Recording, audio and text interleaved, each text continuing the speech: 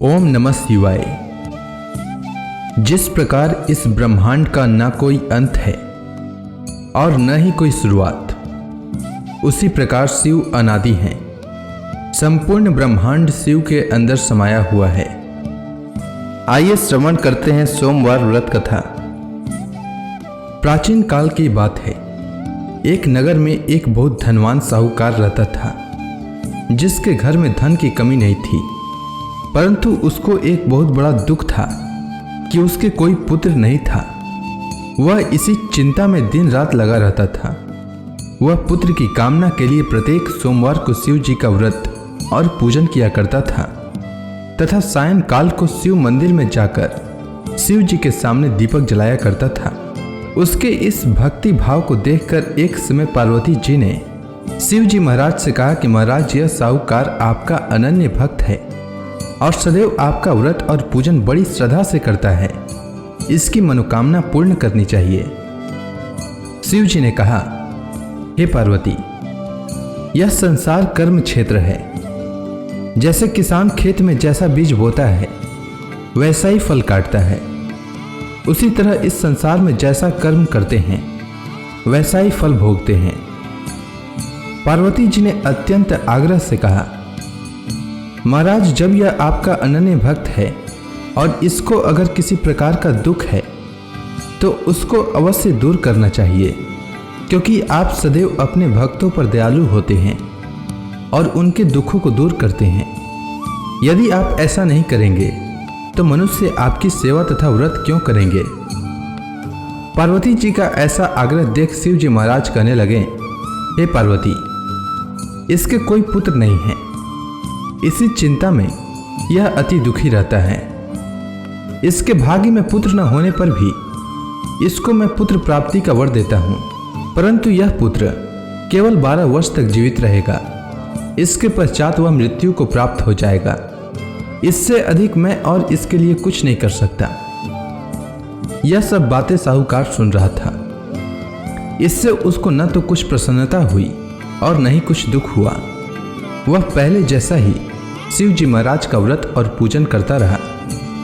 कुछ काल व्यतीत हो जाने पर साहूकार की स्त्री गर्भवती हुई और 10वें महीने में उसके गर्भ से अति सुंदर पुत्र की प्राप्ति हुई। साहूकार के घर में बहुत खुशी मनाई गई, परंतु साहूकार ने उसकी केवल 12 वर्ष की आयु जानकर अधिक प्रसन्नता प्रकट न की और न ही किसी को भेद ही बताया।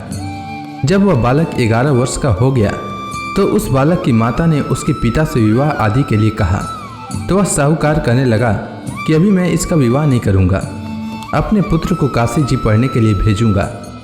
फिर साहूकार ने अपने साले अर्थात बालक के मामा को बुला करके उसको बहुत सा धन देकर कहा, तुम मेरे बालक को काशी जी पढ़ने के लिए ले जाओ और रास्ते में जिस स्थान पर भी जाओ यज्ञ तथा ब्राह्मणों को भोजन कराते जाओ।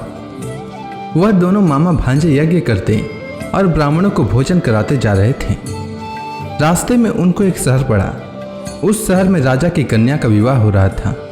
दूसरे राजा का लड़का जो विवाह कराने के लिए बारात लेकर आया था, वह एक आंख से काना था। उसके माता पिता को इस बात को लेकर बड़ी चिंता थी कि कहीं वर को देखकर कन्या के माता पिता विवाह में किसी प्रकार की अड़चन पैदा न कर दें। इस कारण जब उसने अति सुंदर सेठ के लड़के को देखा तो मन में विचार किया कि क्यों न दरवाजे के समय इस लड़के से वर का काम चलाया जाए। ऐसा विचार कर वर के पिता ने उस लड़के और मामा से बात की तो वे राजी हो गए।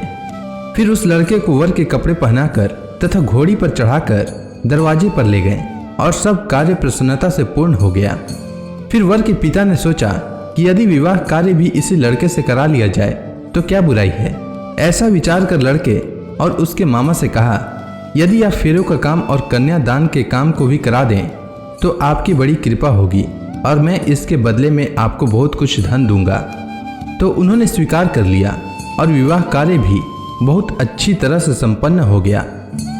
परंतु जिस समय लड़का जाने लगा तो उसने राजकुमारी की चुंदड़ी के पल्ले पर लिख दिया कि तेरा विवाह तो मेरे साथ हुआ है, परंतु जिस राजकुमार के साथ तुमको भेजेंगे वह एक आंख से काना है और मैं काशी जी पढ़ने जा रहा हूँ। लड़के के जाने के पश्चात उस राजकुमारी ने जब अपनी चुंदड़ी पर ऐसा लिखा हुआ पाया तो उसने राजकुमार के साथ जाने से मना कर दिया और कहा कि वह मेरा पति नहीं है, मेरा विवाह इसके साथ नहीं हुआ है, वह तो काशी जी पढ़ने के लिए गया है। राजकुमारी के माता पिता ने अपनी कन्या को विदा नहीं किया और बारात वापस चली गई। उधर सेठ का लड़का और उसका मामा काशी जी पहुंच गए। वहां जाकर उन्होंने यज्ञ करना और लड़के ने पढ़ना शुरू कर दिया। जब लड़के की आयु 12 वर्ष की हो गई तो उस दिन उन्होंने यज्ञ रचा रखा था कि लड़के ने अपने मामा से कहा कि मामा जी आज मेरी तबीयत कुछ ठीक नहीं है। तब मामा ने कहा कि अंदर जाओ और सो जाओ। लड़का अंदर जाकर सो गया और थोड़ी देर में उसके प्राण निकल गए। जब उसके मामा ने आकर देखा कि वह मुर्दा पड़ा है तो उसको बड़ा दुख हुआ और उसने सोचा कि अगर मैं अभी रोना पीटना मचा दूंगा तो यज्ञ का कार्य अधूरा रह जाएगा। अतः उसने जल्दी से यज्ञ का कार्य समाप्त कर ब्राह्मणों के जाने के बाद रोना पीटना आरंभ किया। संयोगवश उसी समय शिव पार्वती जी उधर से जा रहे थे। जब उन्होंने जोर जोर से रोने की आवाज़ सुनी तो पार्वती जी कहने लगी कि महाराज कोई दुखिया रो रहा है, उसके कष्ट को दूर कीजिए। जब शिव पार्वती ने पास जाकर देखा तो वहां एक लड़का मुर्दा पड़ा था। पार्वती जी कहने लगी कि महाराज यह तो उसी सेठ का लड़का है जो आपके वरदान से हुआ था।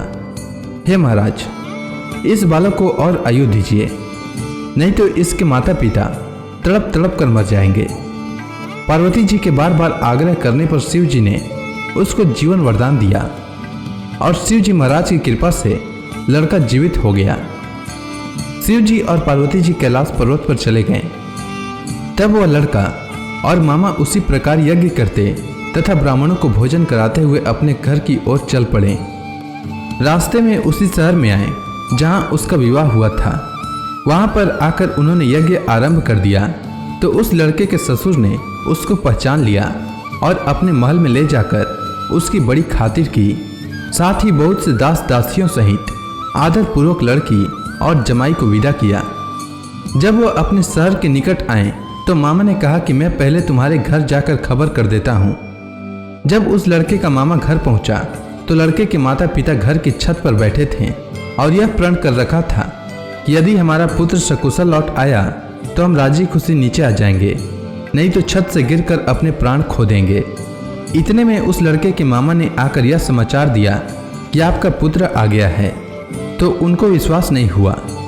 तब उसके मामा ने शपथ पूर्वक कहा कि आपका पुत्र अपनी स्त्री के साथ बहुत सारा धन लेकर आया है। तो सेठ ने आनंद के साथ उसका स्वागत किया और बड़ी प्रसन्नता के साथ रहने लगे। इसी प्रकार से जो कोई भी सोमवार के व्रत को धारण करता है अथवा इस कथा को पढ़ता या सुनता है उसकी समस्त मनोकामनाएं पूर्ण होती है। उम्मीद है आपको सोमवार व्रत की कथा अच्छी लगी होगी। अगर आपको यह वीडियो अच्छी लगी हो तो कमेंट सेक्शन में ओम नमः शिवाय लिखना न भूलें। धन्यवाद।